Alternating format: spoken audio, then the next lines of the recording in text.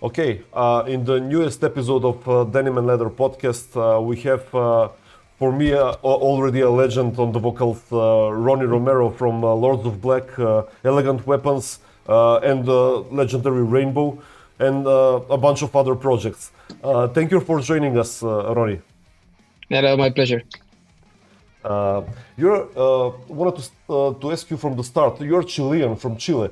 How did you start music back in Chile? If you started there before you moved? Since I was a kid, I grew up in a family of musicians. So everybody in my family, they were actually playing an instrument, you know. Oh yeah. Yeah. So since I was a kid, I was playing many instruments, piano and many other guitars, and we were singing all the time. And I was singing in a choir in the church when I was a kid also. And then suddenly when you were like a teenager, you have some friends and you put a band together, you play some classics. That was it. Yeah, and your experience is only from choir, or you visited some classes on solo vocals? No, I never took lessons. No, Really? well, I did I did a little introduction on harmonization when I was studying piano, because obviously you need to learn the interval of notes. So when you are playing the piano, you need to learn it, by memory. Yeah. So you need to vocalize a little bit, but that was it. Sometimes my parents and some teachers, they were trying to tell me that to make vocal lessons, but I never wanted because at that time, I don't know how is it nowadays, but at that time I found out that when you have a vocal teacher, you learn to sing like the vocal teacher, and it's really hard to discover your own voice. Yeah. And I never wanted to do that. So I wanted to be totally like by myself and discover what I can do with my own vocals. So that was it. Yeah, when people hear you, to know that it's you. Yeah. Yeah, exactly. Yeah, so most people got to know you in the world because of Rainbow, but even before I know you from Lords of Black, I remember you from that even before Rainbow. So Yeah. did you tour a lot with Lords of Black, and how many albums did you did back in the day? Actually, the band is still active. We just released the new album. I Yeah. think it was in March. That's the sixth album of the band. But you had Before to join Rainbow, we did one album, the first one. yeah. No. So you had a little bit break before. I mean after Rainbow and before this new album, right? Or you were all the time in the Lords of Black? We did the first three albums. The second and the third, I was in Rainbow, so Yeah. obviously there was an advantage for us because we got more attention because I was playing with Ritchie, and we did two albums. And then I quit for about a year. It was during the pandemic, and then I came back to the band and we did three more albums. Awesome.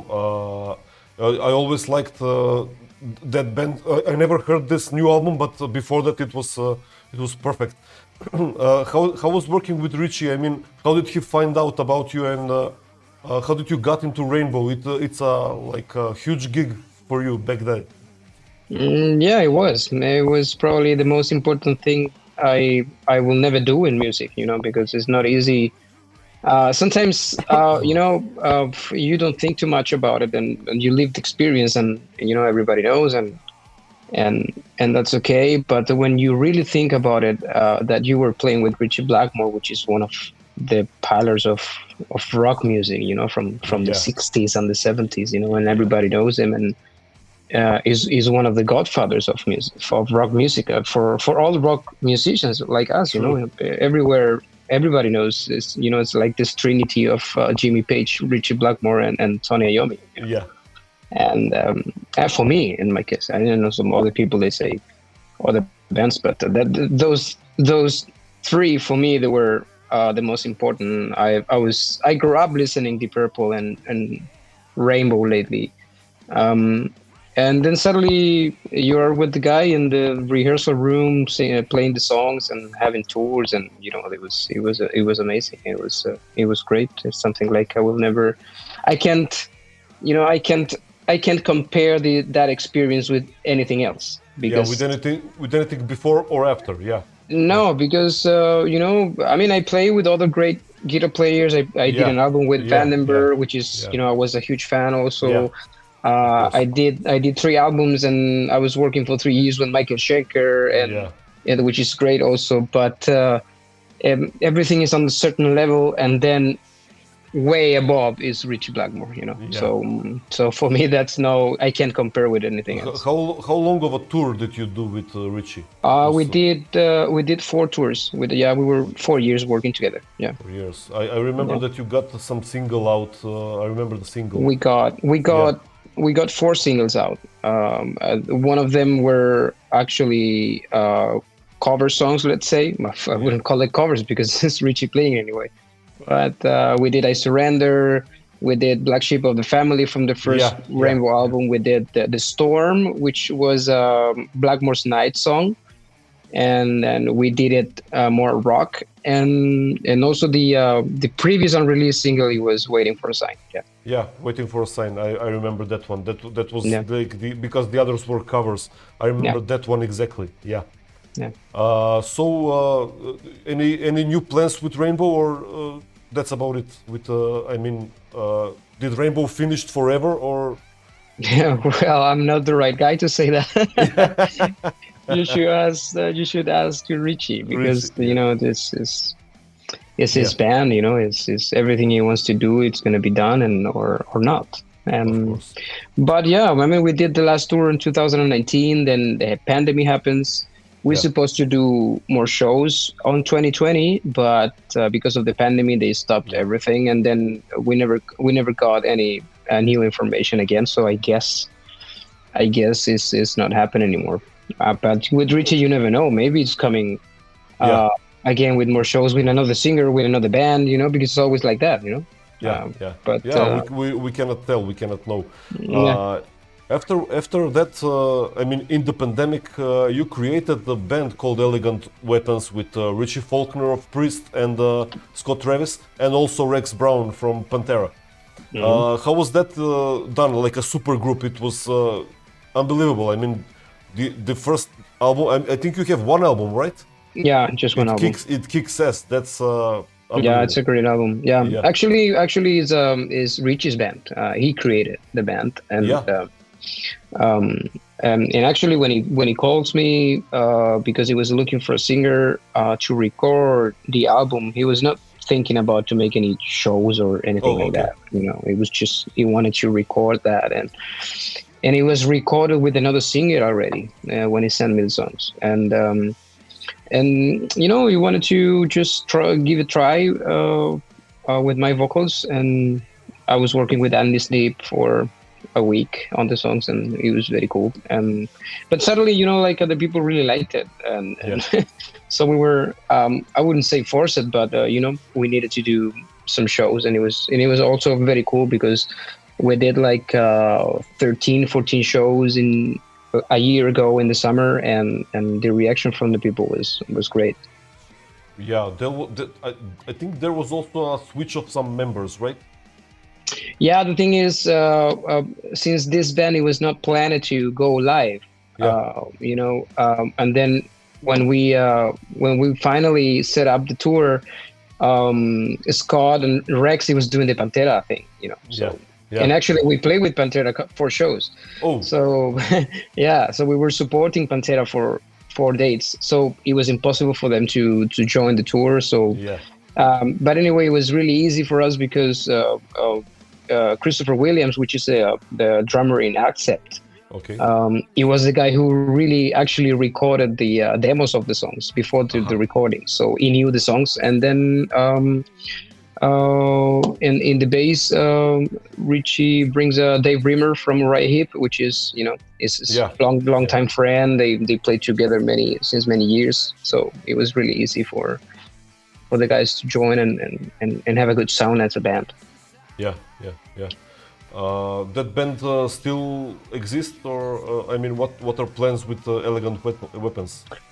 Well, but the thing with the side projects, because it's not Yeah, a yeah, proper band, as because Ritchie is still playing in Judas in Priest, Priest, and yeah. Dave is playing in Ray Heap, Christopher is playing in Accept, or actually all of them are touring right now, and I'm doing my solo album, and actually it's funny because we're gonna meet in about 2 weeks. We play the same festival, the four bands together Really?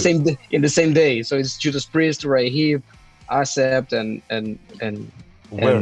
Where? and I play with my solo band in Spain in a In festival. Spain. Okay. Yeah, so it's gonna be funny. We want to be all together the same day, playing the same festival. Oh yeah, But you're gonna meet up in backstage. yeah, but you know what happens with the kind of bands, you can say actually what's going to happen next, because it depends on the plans of Yeah, everybody. yeah, yeah, I mean, the idea is to make another album, yeah. but we will see when every schedule is fitting in with everybody, and we will see. Yeah, of course, of course. You played with, I mean, Ritchie is a hell of a guitar player. You played with some of the best guitar players in the world, man. With Michael Schenker, Vandenberg. How was playing with Michael Schenker and Vandenberg? I mean, creating albums Uh, together. uh, yeah, I mean, with Vandenberg, we never played live. We only did the Yeah, album. create the album. Yeah, Yeah, but it was great. It was a great experience. yeah, I was a huge fan of Vandenberg yeah. and Whitesnake. And actually, and I told the story to him when we were recording the album in LA at the beginning of 2020. It was right. I think it was right before the pandemic. Yeah. It was in January 2020, and we were together, and I told him, the first rock album I ever listened, it was Starkers in Tokyo from Whitesnake, which is an acoustic album.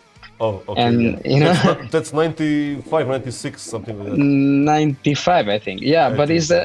it's funny because it's an acoustic album. So Yeah, acoustic. Yeah. for me, after to listen that, it was really hard to get used to the electric version of the songs. Oh, okay. When I started to listen Whitesnake, the electric version of the songs, I didn't like them Oh, because I was. you haven't heard them before that?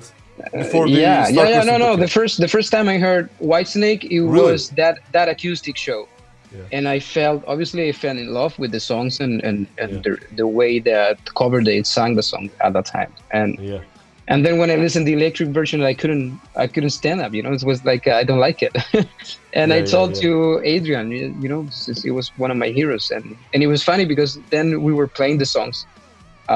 We were sharing an apartment in LA when we were recording the album, and Yeah.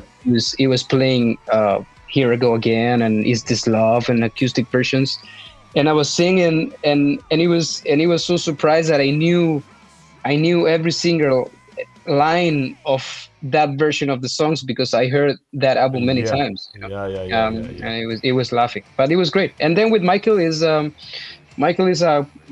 it's out of this world. It's like. I don't know. I always get amazed playing with him on the way that he's celebrating 50 years of career already. That's more than my age actually, because I'm 42. Also 42, we are generation. Yeah, so it's amazing how we can still have the excitement of playing music. Yeah. And he plays perfect. Every show is perfect. There's no any single note that he's missing or anything like. And sometimes he plays with a cold. He was not feeling good with a little fever, and the shows were just perfect. He plays perfect every night, and that's crazy for. You did a tour? Did a tour? Yeah, we did several tours. We did actually the longest one. I think it was in the U.S. We played like 27 shows in a month. You sang the old stuff from Robert Yeah, McCauley and yeah. all the Michael Schenker catalog from Oh, man. UFO to Michael Schenker Group, Michael Schenker Fest, Michael Schenker, everything. McCauley Schenker that Yeah, was afterwards. yeah, we did. Yeah, it was a 50 years celebration. So Yeah, we did awesome. a lot of songs. Yeah.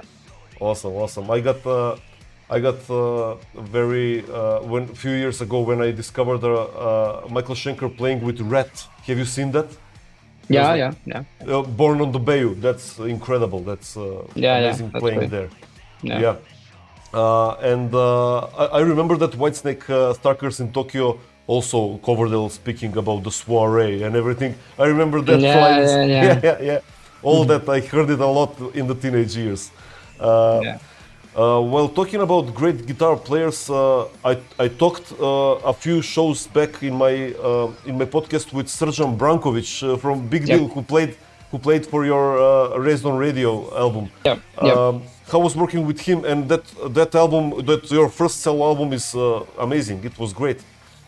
Yeah, actually, there was an idea of Alessandro Del Vecchio. Oh yeah, Alessandro. Yeah, He was the producer of that album, yeah, and he told me, I have this guitar player. He's a guitar player from Serbia, and it's Yeah. really good. And we say, okay, we're gonna try. You know, oh yeah, we're gonna try how to do it. And then he was sending me the tracks he was doing on the guitar, and I just like it a lot because he's a very versatile Versatile, guitar yeah. player. He can play anything, so it was great working with him. Yeah. yeah. Great, and they released a great album with their band at about the same time. You still release music for Frontiers, right? Yeah. I mean, depends on which album. You had another solo album after that, Raised on Heavy, right? It was raised on Heavy Radio. Yes. Yeah, that was also great, but with different players, I think. Yeah, at that time we changed the lineup because that's supposed to be the definitive lineup for my solo band. Oh, And okay. so, yeah. So afterwards, I mean, it's the newest solo album. It's Too Many Lies, Too Many Masters, right? Yes. Is the same lineup probably? Yeah, it's the same lineup. How is that album going? I mean, you plan touring or? We were doing tour. The album was released in September, so we did a lot Yeah. of shows already. Yeah, Oh, we already, have some. okay. We have some summer festivals now, and then beginning of fall, probably we're gonna do some more shows. But yeah, we will see. Music business nowadays is not easy, so you need to be very careful with the steps you are doing because sometimes it's just not worth it to go out and to lose money. Yeah, to not go into minus. Yeah, of Exactly. course, because it's very hard to, especially after the pandemic, because inflations and stuff. It's very hard. I don't know if it's because of the pandemic, but nowadays you go on tour and you have a show on Saturday, and then in the same city you have another 5 shows, with another bands, and it's really hard to compete because everybody's out touring, Yeah, and the people, and also financially it's not nice for the people, for the fans, that I understand. Most of the times the people say, okay, I'm not going to the show, I'm going to wait until they come to a festival, because the festival, for less money you can see more bands. For me the problem is an overbooking of festivals, which is the real reason. Because in the past I remember there were just a few of big festivals when you can see 60 or 50 bands. yeah, You have the Hellfest and on the Sweden Rock, and then just a bunch of festivals. Now every Wacken, weekend, Wacken, every weekend you have a different festival with 50 bands. And so obviously it's financial, and everybody's out touring. All the bands are touring. So financially, it's not good for the fans. They don't have money to go every day to a show. and to catch everything. Yeah, of course. So it's of course. And there, after the pandemic opened, I mean, after it was finished, it was like, hooray! All the bands everywhere touring. Yeah, And, I mean, I understand that. Obviously, we spent 2 years without having the chance to work, which is for the music industry is really hard, because at the end. yeah, The incomes for a musician comes from the shows, especially from the merchandise, not even from the fees the promoters pay, because you get a fee, but you need to pay a lot of expenses. You need to fly in people. Flights are very expensive nowadays. You need to pay a band. You need to have a backdrop. You need to buy merchandise. You need to buy merchandise from the record label to sell it on your shows. Is a lot of expenses. So the only proper income. It comes actually from the merchandise, and and sometimes it's not. I mean, it's not worthy because one night you make I don't know, 500 euros, and another night you make 100 euros, and which is it's just losing money, and so it was really hard for the musicians to make shows for 2 years, and then obviously when the gates were open, everybody wanted to go out, but it was nowadays an overbooking of opportunities for the fans, that's too much. It's and it's not fair for the fans that they need to choose. Maybe they like two bands and they can go only on one show. True. But you can do. True. I saw you're gonna tour a little bit with maybe as I saw in Romania and in Greece with Gas G, right? Yeah, it's not a proper tour, let's say. I mean, I had this idea of doing some acoustic shows, and actually there's 4 shows in Romania and 1 show in Bulgaria, and it seems like the people really liked this package, like Ronnie Romero and Gas G. Good. So we're gonna play some acoustic songs, mostly classics from Black Sabbath, The Purple Rainbow, and maybe Thin Lizzy, that kind of stuff, and then I will join him in Greece for 2 shows, but with his solo band, electric band. So he's gonna play instrumental songs from his solo album, but also I'm gonna join and we're gonna play some covers. Yeah. That's in Athens or Thessaloniki? Thessaloniki and Athens, yes. Okay, I will try to come to Thessaloniki because I'm only 250 kilometers away. Okay. Okay. How was playing? I mean, creating the project Sunstorm and Ferryman. You have a lot of projects like that. Was it the connections are very important? You played with Mike Terrana. Legend. Yeah. I'm a drummer, so he's a legend for me. Yeah. I knew him from many years ago because with Lords of Black we were doing some shows with Axel Rudipel, and he was with Axel Rudipel at that time. Oh yeah.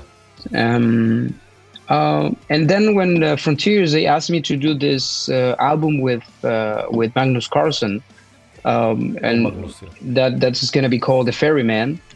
Magnus, he was asking me, we need a drummer, but I don't know which one, and I say it must be Mike, because it's the perfect fit for this kind of music. And and you say yes, and suddenly it turns into one of the most successful projects from Frontier. So we're actually just recorded the 4th album, which is supposed to be only 2, but we did a 3rd one. Then we just did a 4th one. It's going to be released at the end of the year, I guess. Oh, incredible!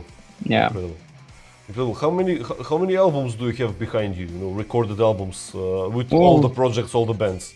Oh, that's really hard to say. I don't know. I don't have a count actually, but I would say. But it must be over 20, 30. I don't know. 6 with. I mean, let me guess. Like quickly guess. Like 6, 10, 13, 15, 18, 20, 21, 22, 23, 24, at least 30, I guess. At least 30, yeah, right? Yeah. With all the solo and the projects and the bands. Yeah, incredible. Incredible because I still think we are young. I mean, 42, and at young age you have 30 albums. I mean, that's incredible. Oh well, yeah. I mean, I did. There were a couple of years I was very productive, especially in the pandemic. I think in 2021, it was 2020. I released 6 albums that year. Wow, very productive. Yeah, but there was nothing else to do. You cannot make tours, so the only way was to make recording. Record in your home studio, and that's about it. No, I don't have a studio in my house. I only go to the studio. I don't like to have. So you gotta make a studio, or no? No. The house is for disconnect from music. Oh, The house is okay. to have a rest and to be with the family. You're The work must be outside the house. yeah, yeah, of course, I know that, but Yeah. it's okay to make some sketches, to make some music at home, you know. No, No, not no, for you. nothing. No, no. I always want to have it far away from my place because Uh-huh. Okay, okay. because you're touring, you're traveling a lot. My wife, she works also, Yeah. so we have little time to spend together. So You will not. imagine that little time, and I'm with the guitar trying Yeah, to write something, and yeah. I she's get it. watching the TV or whatever. Now I get it. that's not So cool. you wanna relax at home, yeah. Uh, That's why you buy a house. you did live in Spain a little bit, right? But I, you are now in Romania. I lived in Spain for 12 years. Yes. Yeah, and that's how you got to know the European side of music business and everything, and then you moved to Romania, right? Yeah. Maybe. Yeah, probably. Okay. You're based in Bucharest. Bucharest. Yes. Yeah, I was there just half a year ago. Incredible, great city. Yeah. How did you? I wanted to ask you about how it happened. You had connections with a lot with Bulgaria, and you did play with the Eurovision Bulgarian song for international. How Yeah. is it called? Intelligent music project. Yeah. How that happened? Well, actually, the first time I went to Bulgaria was like 2017, I think. I was invited to play a show in a festival, and then way after this band, Intelligent Music, they contacted me because they wanted to have me on the record to make a couple of songs, and that in that album it was produced by Simon Phillips, and the thing is, I went to the studio in Sofia and I recorded a couple of songs, so they like it very much, and they offered me to record the whole album. So we ended up working a lot together. Oh. And then when I was like 2022, they came with the owner of the band. He came with this idea of going to Eurovision. It was nothing special for me, and we just did it, and that was it. It's gonna be like checking the box. I did that, and that's it. Yeah, It's not, yeah, nothing else, and that doesn't bring. I always say it, even when I was doing the contest, that's not an environment for rock musicians, and Yeah, I also think so. Yeah. and it doesn't bring anything to your career. It doesn't add anything. It's just like it's just a Maybe- different thing. Maybe it brought something to Lordi or to Maneskin. Lordi were the winners in 2006 or 7. I don't know. Lordi from Finland. Yeah.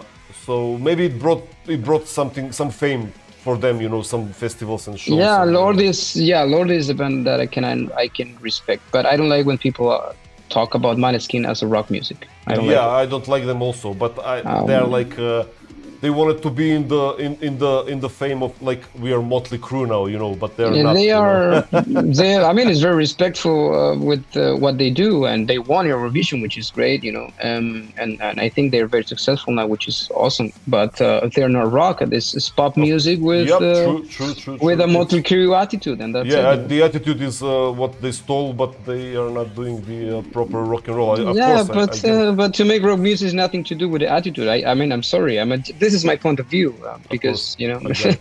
I got you. because I don't have that attitude, and I made rock music for Yeah. 15 years. Yeah, you're not like the drunk guy and that makes I don't know. yeah. I can't imagine Ronnie James Dio acting like that, for example. Yep. Also, my musical hero is Dee Snider. He was forever like never drinking, never getting drugged. He's a great guy. I met him Yeah. last year because we're doing this. We're doing a tour together in Germany, Yeah, and we were playing together every night. And he's a very cool guy. And incredible guy. Yeah. And as you say, I never saw him Yep. drunk or with being an asshole or putting your feet on the table. Yeah. You don't need Never, that. Never. He's very down to earth, family man. And then I always say when people ask me about Maneskin, I say they're rock stars because just a bunch of young guys, and they're doing their music, which is great. They have successful, which is great, but Yeah. don't call it rock music. True, true, true. Yeah. It is the same as Alice Cooper said for Don't Call It Rock for Manfred and Sons. You remember that that pop Yeah, band? yeah. And they were like pissed off, We are rock and roll. No, But you're that's what not. I say. That's what I say. I mean, not even. I would say, for example, Rolling Stones or Kiss, which are probably the most successful bands in rock history. Yeah, yeah. I don't see them acting like that. True, true. Kiss I never don't know. acted like that. Yeah. Oh, yeah, I don't know yeah. what to say. Yeah, that is true. Okay, Ronnie, what are your future plans? I mean, long term and short term plans for you? Well, the idea is that in the long term is to try to still fighting on the music industry, to make records and make shows, and at the end is all about to make the people a little bit more happy with what you do, at Yeah. least for I mean. It's sometimes the people, they don't believe this, but it's not even for the money. It's sometimes when you get a message like I got like 3 days ago of a young kid who's saying, Ronnie, we never met each other, but I'm just wanted to tell you that I was listening to your music, and it helps me a lot because I was going through depression or whatever, and it helped me a lot to listen to your music, and now I feel better. Oh, wow. That's it, that you feel complete, because Yeah. with the musicians, we're here to, that's the reason why we do music. Yeah. So for me, it's like every time I go for a show or I go outside and the people recognize me, or they come to me and they say, I love your music, thank you for your music, I'm gonna see you next show. That's enough. That's the thing. So I pretend to be doing this at least for another 20 years until my voice can do it. And then on the short term, You have a strong voice. You have a strong voice, so it will hold on up to hopefully. up to 75. Hopefully. You need to take care of it, and yeah, we will see. You never know. And the short terms? In the short terms, we are just we have some summer festivals with my solo band. The Ferryman album is going to be released in winter. Awesome. The Sunstorm album, the new Sunstorm album, is going to be released also very soon. It's recorded already, and then I need to start to work in my new solo album, which I'm very excited because we just started the songwriting process, which is something I really like, and I never did in any other band I played, to take care of the songwriting and write my own songs. Only with Too Many Masters was the first time I actually wrote all the lyrics, and the vocal lines, and I work in the production and everything. So this is going to be the second time, and I'm very excited because I'm writing music not only with my band, but I'm writing music with a couple of musicians, friends of mine, that they want to help me to make some good songs. Awesome. And I think people are going to really like it. Awesome. That solo record will be this year or next? Yeah, probably it's going to be released May next year. Yeah. Yeah, because you have a lot of writing to do. Yeah. Yeah. Okay, Ronnie, I think I'm gonna catch you or Bulgaria or Thessaloniki maybe. I plan on going to Midalidare Rock Fest. I bought tickets, for. I know that. festival. Yeah, I know that festival. Yeah. Like huge, great bands that we mentioned, The Accept and Axel Ripel. And maybe you'll be there or no? I don't think so. No. Yeah, because you're close. I thought maybe you will go. So I don't used to go to shows actually. Only if I have a friend coming to Bucharest. I'm gonna see Judas Priest for sure because they play next month here. Awesome. I wanted to see Bruce Dickinson because my friend Royce he was in the band, but they canceled the show. They just canceled the show in Bucharest. But normally I don't go for. So you're gonna I have enough with my work. Yeah, you're gonna catch Ritchie in Bucharest. Yeah. I met them, by the way. I opened with my band. We opened for Judas Priest back in 2015 in Serbia, in Belgrade. Okay. It was incredible. Yeah. Okay, Ronnie, thank you for joining me, and I wish you luck in every project, and maybe we can do it again next year when you release the solo album. Why not? Thank you very much. Thank you, man. Thank you. Bye.